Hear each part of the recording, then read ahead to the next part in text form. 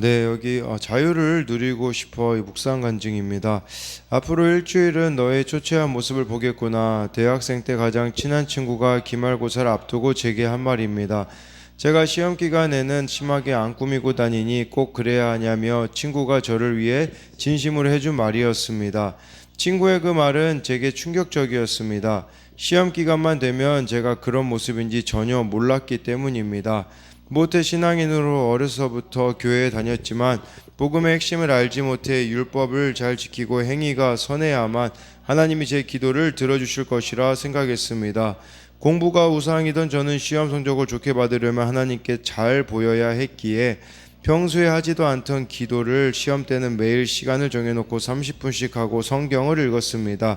무언가를 즐기며 하나님이 내 기도를 안 들어주실까봐 화장도 안 하고 텔레비전도 안 보며 기도와 공부 이외의 모든 즐거움을 끊었습니다. 그러니 시험 기간에는 극도로 스트레스를 받아 자주 체했습니다.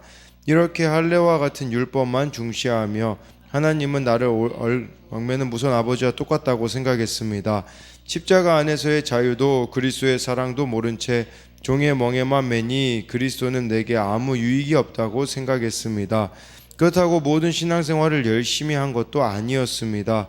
연말에는 각종 TV 채널의 시상식을 즐기느라 송구영신 예배를 드리지 않았고 새벽 예배와 철야 예배도 핑계를 대며 가지 않았습니다. 하나님이 필요할 때는 율법적으로 행위에 치우치고 하나님이 필요 없다고 생각될 때는 내가 원하는 대로 즐기며 사니 이중적인 모습에 늘 평안이 없었습니다. 그다 믿음의 공동체에 속해 말씀을 묵상하고 제 삶을 돌아보면서 내가 죄인임을 깨닫게 되고 내 죄 때문에 예수님이 십자가에서 돌아가셨다는 것이 가슴으로 믿어졌습니다. 공동체에서 저의 외식을 드러내므로 그리스도 안에서 온전한 자유를 누리는 은혜의 비밀을 알게 되었습니다. 그럼에도 여전히 율법에 매여 주변 지체들이 교회 다니면서도 술을 끊지 못하거나 주일 성수를 제대로 하지 않으면 속으로 판단할 때가 있습니다. 연약한 나도 오래 참고 기다리시며 구원해 주신 그리스도의 사랑을 기억하며 남을 향한 율법의 잣대를 스스로 베어버리고 사랑으로 기도할 수 있기를 소망합니다. 적용하기입니다. 하나님을 믿지만 주일 성수를 하지 않는 직장 동료의 믿음을 위해 기도하겠습니다. 율법주의로 힘들어하는 교회 소그룹 지체에게 저의 간증을 전하겠습니다. 그러니까 마치 내 행위가 뭔가 선해야 하나님이 제 기도를 들어주실 것이라고 생각하고, 그리고 하나님을 이렇게 무서운 아버지와 똑같다고 생각을 했다고 하는데, 이것은 정말 이렇게 우리도 율법에 또 매여 있는 그런 부분이라고도 할 수가 있는 것이겠죠. 그렇기 때문에 하나님이 필요할 때는 율법적으로 행위에 치우치고 하나님이 필요 없다고 생각될 때는 내가 원하는 대로 즐기며 사는 이중적인 모습에 늘 평안이 이렇게 없었다라고 이렇게 말하고 있습니다. 오늘은 이 갈라디아서 5장 1절부터 12절까지인데요. 1절에 그리스도께서 우리를 자유롭게 하려고 자유를 주셨으니 그러므로 굳건하게 서서 다시는 종의 멍에를 매지 말라라고 이렇게 말씀해 주고 있습니다. 그러니까 근데 여러분, 이 자유에 대해서 또 우리가 또 율법은 우리가 다 율법은 사실은 죄를 깨닫는 데 목적이 있는 것이겠죠. 그런데 예수님이 우리에게 자유를 주셨다고 해가지고 우리가 이것을 또 잘못 또 세상에서 말하는 그런 자유로 이해하셔서는 안 되는 겁니다. 그래서 여기서 이 바울이 율법주의를 경계하는데, 우리가 의롭게 되는 것이 예수님의 그 십자가 복음으로 인한 것이지 율법의 행위에 있지 않기 때문이라는 거예요. 근데 우리가 이렇게 신앙이 연수가 오래되면 이렇게 생각을 하거든요. 내가 이렇게 예배도 잘 드리고 말씀도 많이 읽고 기도도 많이 하기 때문에 하나님이 나를 사랑하시는 거야 라고 생각해 버리게 되면요, 그렇게 하지 않는 사람들에 대한 불편함을 우리가 가질 수밖에 없다라는 거예요. 그러나 시작점을 봐야 돼요. 나의 시작점에 정말 우리가 구원받을 만한 그런 모습이었습니까? 아니었었죠. 그런 상황에서 정말 우리 예수님께서 우리를 만나 주셨기 때문에 우리가 어떤 이런 신앙의 또 행위를 가지고서는 또 이렇게 다른 사람들을 판단해서는 안 된다라는 것입니다. 그래서 여기 1절에 대한 적용 질문으로 내 행위나 노력으로 인정받고 의로워지려고 하지는 않습니까? 네, 그래서 마치 신앙도 나의 노력과 어떤 행위로 이렇게 의로움을 받으려고 하는 거. 또 내가 여전히 종노릇하고 있는 것은 무엇입니까? 이렇게 말해주고 있어요. 2절에 보라나 바울은 너희에게 말하노니 너희가 만일 할례를 받으면 그리스도께서 너희에게 아무 유익이 없으리라. 자꾸 이 갈라디아 교회에 할례 받으라고, 할례 받아야 너희들이 구원받는다, 이렇게 막 주장하였던 사람들이 있었거든요. 근데 오히려 이렇게 이 할례를 받게 되어지면 그들은 그리스도에게서 끊어지고 구속의 은혜로부터 멀어지게 될 거라고 지금 바울이 이렇게 말씀해 주고 있어요. 그러니까 예수님이 이 율법의 마침이 되시거든요. 그러니까 이 율법의 행위로부터 우리를 자유롭게 하시려고 십자가에서 속량해 주셨는데, 율법의 행위로 다시 돌아가 할례를 받는 것은 있을 수 없는 일이라는 거예요. 그러니까 할례를 만약에 다시 받는다면 예수님이 속량하신 것이 무익하게 되는 것이요. 그렇다면 왜 자꾸 갈라디아 교회 성도들에게 이 거짓 교사들이 할례를 받으라고 했을까요? 그런 의미예요. 예수님의 십자가로는 충분하지 않으니까 내 힘으로 구원을 이루고 싶다고 주장하는 것이 바로 이들이 그 할례를 받으라고 하는 목적이 있었다라는 겁니다. 3절에요. 내가 할례를 받는 각 사람에게 다시 증언하노니 그는 율법 전체를 행할 의무를 가진 자라라고 해서요. 그러니까 이게 치우치기가 쉽다라는 거예요. 쉽게 말하면 율법 전체를 사람이 못 지킵니다. 사실은요. 이 율법 우리가 어떻게 다 지킬 수가 있겠습니까? 근데 막 이 사람들은 할례만 받아놓고서는 마치 율법을 다 지키는 것처럼 행동을 할 그런 위험이 있었기 때문이라는 것이죠. 사실 이 율법이라는 것은 우리가 그것을 지킬 수 없기 때문에 예수님의 십자가를 의지할 수밖에 없는 결론에 이르러야 되는데, 근데 막 몇몇만 이렇게 지켜놓고서는 다 지키는 것처럼 그렇게 해서는 안 된다라는 것을 말씀해주고 있는 것이죠. 4절의 율법 안에서 의롭다함을 얻으려 하는 너희는 그리스도에게서 끊어지고 은혜에서 떨어진 자로다라고 해가지고요. 여기서 말하는 이 율법 안에서 의롭게 받으려고 한다, 의롭다함을 받으려고 한다라는 것은 로마서 10장 3절에 바울이 이렇게 말씀해주고 있어요. 하나님의 의를 모르고 자기 의를 세우려고 힘써 하나님의 의에 복종하지 아니하였느니라 라고 해서요, 이들이 율법을 지키는데 목적은 사실은 자기 의를 세우는 데 있었다라는 거예요. 그러니까 목적이 잘못된 거예요. 사실은 이 율법이라는 것은 하나님 사랑, 이웃 사랑이라는 그 정신이 그 안에 있거든요. 근데 그 정신은 빠져버린 채 그 율법의 어떤 막 할례나 이런 막 행위만을 강조하게 되니까 문제가 되는 것이겠죠. 그러니까 나의 행위나 공로로 막 이렇게 의롭다함을 인정받으려는 마음을 내려놓을 때에 그걸 내려놓는 것이 예수님을 의지하는 것이 아니겠습니까? 그때 정말 예수님이 주신 자유 위에 우리는 살아가게 되는 거예요. 그러니까 이 믿음이 아닌 행위로 구원받는다라고 지금 계속 이 거짓 교사들이 주장하고 있는데, 내가 성경의 이런 말씀들을 잘 지키고 착하게 살면 하나님이 복을 주셔서 내가 하는 일이 다 잘 되게 하실 것이라고 생각하는 것은 종의 멍에를 매는 생각인 거죠. 내가 잘나서가 아니라 하나님이 나를 자녀 삼아 주셨기 때문에 구원해 주시고 그 구원의 은혜에 감격해서 우리가 말씀대로 살아가는 것이지, 내가 이렇게 말씀을 잘 지키기 때문에 구원을 받는 거야 라고 생각을 해서는 안 된다라는 것입니다. 그래서요, 여기 이제 4절에 대한 이런 적용 질문으로는 내가 행위로 인정받고자 예수님을 외면한 채 열심을 내는 일은 무엇인가요? 제가 보니까요, 저도 이렇게 제 생각으로 하나님을 만들어낼 때가 참 많이 있더라고요. 우리 예를 들어서 제가 이제 맡고 있는 청소년이나 청년들이 제가 보기에 불편한 생각 불편한 행동들을 해요. 그러면 제 마음 가운데 막 이렇게 다가가고 싶어 하지 않는 모습들이 있더라고요. 근데 그 가운데 이런 질문을 해보게 되는 거예요. 예수님이라면 어떻게 하셨을까? 그러면 달라지더라고요. 그러니까 저는 제 생각이 마치 옳다고 여겼거든요.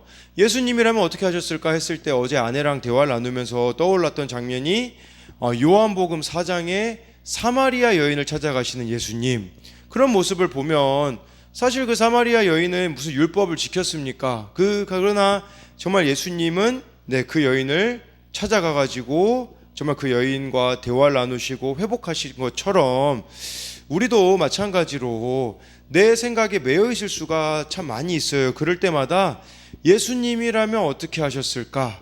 그것을 우리가 생각해 본다면 다른 말을 내뱉을 수 있고 다른 생각과 다른 감정으로 살아갈 수 있다라는 것을 기억해야 되는 겁니다. 그런데 그게 되어지지 않으면 나는 이걸 안 하기 때문에 저 사람도 이걸 하지 말아야 돼, 이런 식으로만 되어버리게 되는 거죠. 5절에 우리가 성령으로 믿음을 따라 의의 소망을 기다리노니 라고 해서요, 갈라디아 교회 성도들은 바울에게서 이 복음을 듣고 믿음으로 성령을 받았습니다. 그래서 성령으로 믿음을 따라 의의 소망을 기다린다. 의의 소망이라는 것은 나중에 예수님과 함께 누리게 될 영광을 말하는 겁니다. 그러니까 천국에 이르는 그 소망, 이거를 주셨다라는 거죠. 하나님은 율법이 할 수 없는 것을 성령을 통해서 하셨어요. 그러니까 우리가 그걸 기억해야 돼요. 여러분들이 예수님을 믿으면요, 율법을 초월하게 되어져요. 마태복음 5장, 6장, 7장을 읽어보잖아요. 율법을 초월한 삶을 예수님이 말씀하세요. 예를 들면 제가 여기 보니까 그런 내용이 나와 있는 거죠. 내 이웃을 사랑하고 원수를 미워하라 하였다라는 것을 너희를 들었으나 나는 너희에게 이르노니 너희 원수를 사랑하며 너희를 박해하는 자를 위하여 기도하라. 구약에는요, 내 이웃을 내 몸과 같이 사랑하라고만 했어요. 근데 예수님은 한 차원 더 나아가서 원수까지도 사랑해야 된단다. 그러니까 율법이 강화가 되는 거예요, 이게 예수님을 믿으면. 근데 이것은 나의 노력으로 가능한 것이 아니라 여기 5절에 나와 있듯이 성령으로 가능해진다라는 거죠. 나의 힘으로는요, 말씀을 지킬 수 있는 능력이 전혀 없습니다. 그러나 우리가 성령의 도우심으로 그렇게 되어지는 역사들이 일어나야 한다라는 거예요. 그러니까 율법을 초월하는 그런 삶을 살아가는 거죠. 사실 그 당시 율법으로, 이 유대인들이 정한 율법의 기준으로 보자면 바울은 이방인에게 가서 복음을 전하면 안 됐습니다. 왜냐하면 그 당시 사람들은 내 이웃만을 사랑해야 되기 때문에 유대인들만이 내 이웃이라고 생각을 했거든요. 그러나 그가 예수님을 만나게 되어지고서는 깨닫게 된 게 무엇입니까? 그 그리스도인들이 바울에게는 꼴보기 싫은 사람들이었잖아요. 근데 어찌하여 나를 핍박하느냐라고 예수님이 말씀하셨을 때 이 율법에 사로잡혀 있었던 그 바울의 생각이 깨지게 된 거죠. 그래서 이방인의 사도로 그가 나아간 것이 아니겠습니까? 이것 자체가 율법을 초월한 삶이 아니겠습니까? 그리고 예전에는 그렇게 막 사람들을 잡아 감옥에다 집어넣고 매를 치던 그 바울이 사람들에게 오히려 매를 맞는 자리에 있게 되어진 것도 바로 그것도 율법을 또 초월한 삶의 모습을 보여주는 것이 아니겠습니까? 그래서 6절에 보니까요, 그리스도 예수 안에서는 할례나 무할례나 효력이 없으되 사랑으로서 역사하는 믿음 뿐이니라 라고 해가지고요, 우리가 이렇게 의의 소망을 기다릴 수, 5절에서 말하는 이 의의 소망을 기다릴 수 있는 근거는 율법이 아니라 사랑으로 행하는 믿음이라고 이렇게 말씀해 주고 있어요. 그러니까 우리가 구원받는 것은 행위가 아니라 믿음으로 구원받는다라는 거. 그러니까 여러분들이 이렇게 나의 어떤 행위를 자랑해서도 안 되고 주변 사람들의 어떤 그런 행위들을 보면서 우리가 참 불편해 하기보다 정말 믿음으로 돌아서기만을 좀 기다려야 되지 않겠습니까? 그래서 6절에서 적용 질문은 내가 사랑으로서 순종해야 할 대상은 누구입니까? 나는 두려움으로 순종합니까? 사랑함으로 순종합니까? 7절에 너희가 다름질을 잘하더니 누가 너희를 막아 진리를 순종하지 못하게 하더냐라고 해서요. 우리 마음에는 자기 의를 내세우고 싶은 교만이 있는 거죠. 근데 이 율법은 자꾸 우리의 노력으로 하나님께 나아가 자기의 의를 자랑하라고 유혹을 합니다. 그랬을 때 8절에 그 권면은 너희를 부르신 이에게서 난 것이 아니니라. 예수님이 이들을 부르셨잖아요. 근데 이 권면은 예수님께로부터 나온 것이 아니라는 거, 하나님께로부터 나온 것이 아니라는 것이죠. 9절에 적은 누룩이 온 덩이에 퍼지느니라 라고 해서요, 이렇게 막 율법을 지켜야 된다, 할례를 받아야 된다 라고 주장하는 것은 누룩이 이렇게 전염성이 강하듯이 정말 그 거짓된 가르침이 쉽게 퍼질 수 있음을 경고하고 있습니다. 그래서요, 정말 이런 율법의 행위가 아니라 성령의 도우심으로 사랑으로서 역사하는 믿음의 삶을 살 때에 성령의 열매가 맺힌다라는 것을 기억해야 되는 것이죠. 10절에 나는 너희가 아무 다른 마음을 품지 아니할 줄 주 안에서 확신하노라. 그러나 너희를 요동하는 자는 누구든지 심판을 받으리라 라고 해가지고요, 나는 너희가 아무 다른 마음 품지 아니할 줄 주 안에서 확신한다라는 것은 이 갈라디아 교회 성도들이 거짓 가르침을 따라가지 않을 것을 확신하고 있습니다. 그러니까 이 슬며시 들어온 다른 복음은 매력적으로 보이죠.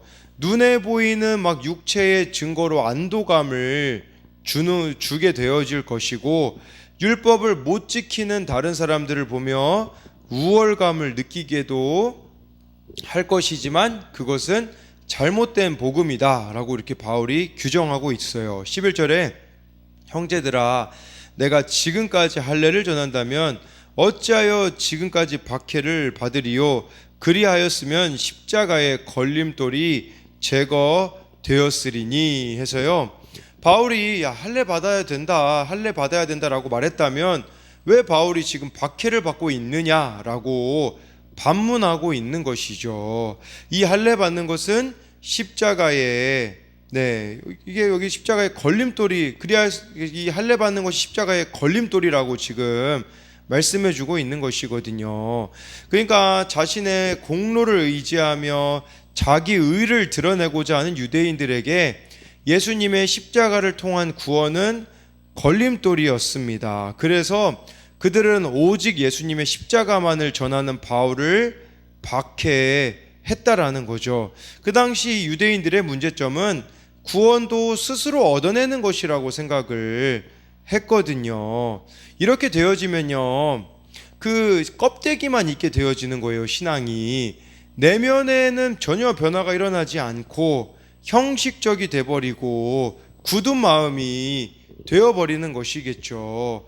안 그런 척하면서 다 그냥 세상의 것으로 무장되어서, 그래서 교회를 다니면서도 여전히 학벌과 성공, 사람들의 인정을 갈구하며 자신을 자랑하고자 합니다. 제가 어제 어느 쪽 간증 영상을 봤는데 그런 내용이 나오더라고요. 어느 교회에 정말 신앙이 좋은 장로님과 권사님 부부가 계셨다고 해요. 근데 진짜 그 신앙은 어디서 나타나냐면 뭐 기도 몇 시간 했느냐, 말씀 뭐 몇 독 했느냐, 거기서 신앙이 나오는 게 아니라 자녀를 보면 알 수 있다고 하더라고요. 그 자녀가 의사가 되었다고요. 치과 의사가.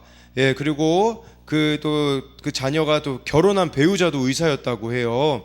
그런데 이 자녀가 갑자기, 그러니까 이 아버지는 사업하시던 분이었는데 그 병원을 세워주겠다라고 했는데 이 자녀가 선교사로 나간다고 하니까 며칠 동안 정말 이렇게 막 식음을 전폐하고 그런 모습을 보였다고 하더라고요. 그러니까 겉으로는 참 신앙생활을 잘하는 것 같으나 실상은 그 안에 여전히 내려놓지 못한 세상에서의 그런 성공, 그러한 것들이 있는 것을 말해주는 것이겠죠.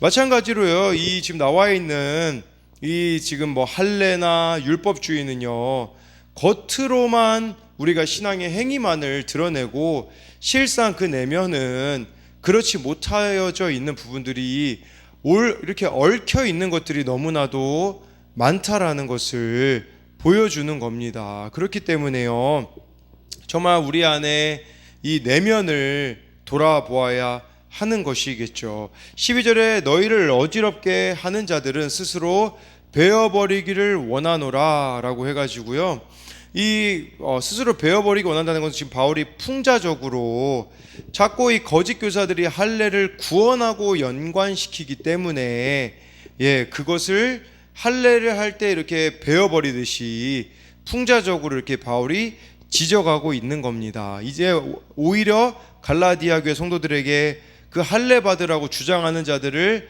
베어버리라고 권고하는 것이겠죠.